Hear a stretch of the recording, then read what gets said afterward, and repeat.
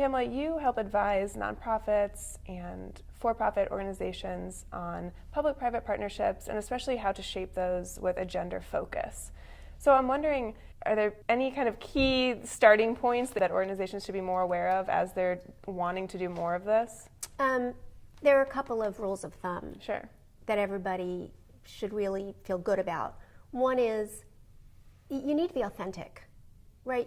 You don't want to shape your program because you're being offered something by a donor or there's another imperative.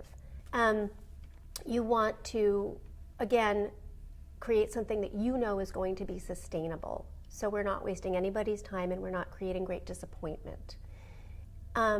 We need to understand that at this point, it's 2015, we really all are at a certain level on the same page. So there should be no fear of approaching one entity or the other. There should be no suspicion, right? I mean, there should be healthy due diligence, right, obviously. But I don't think there should be preconceived suspicion anymore. If we can really come to the same table, really admit, I'm good at this, you're good at this, what are my competencies, what are we missing, what makes the best program, do I have to give ground so that I can do a better job for my beneficiaries and for the greater good?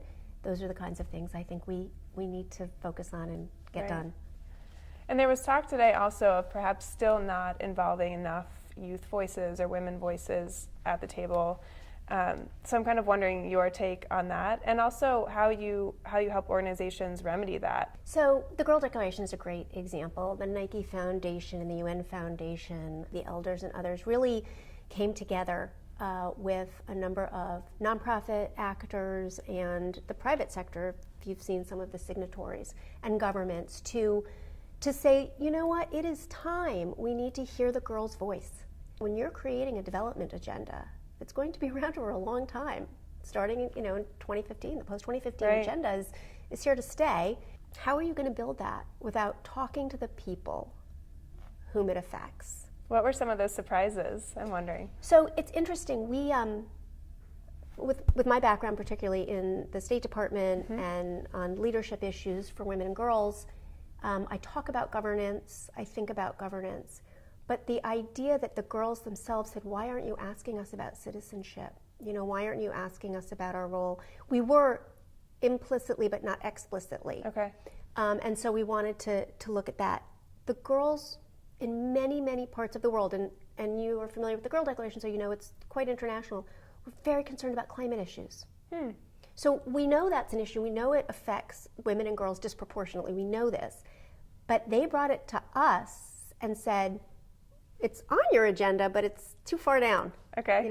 Let's bring that up. So seeing how effective this was, would you advise other kind of organizations and other groups to continue this kind of work? Are you seeing it? I think we recognize, particularly with social media and the ability to reach people sometimes in real time, right? All of the time, that it is not only possible to reach the people whom we are interested in partnering with and affecting, but it is possible to let them set the agenda, and it's time.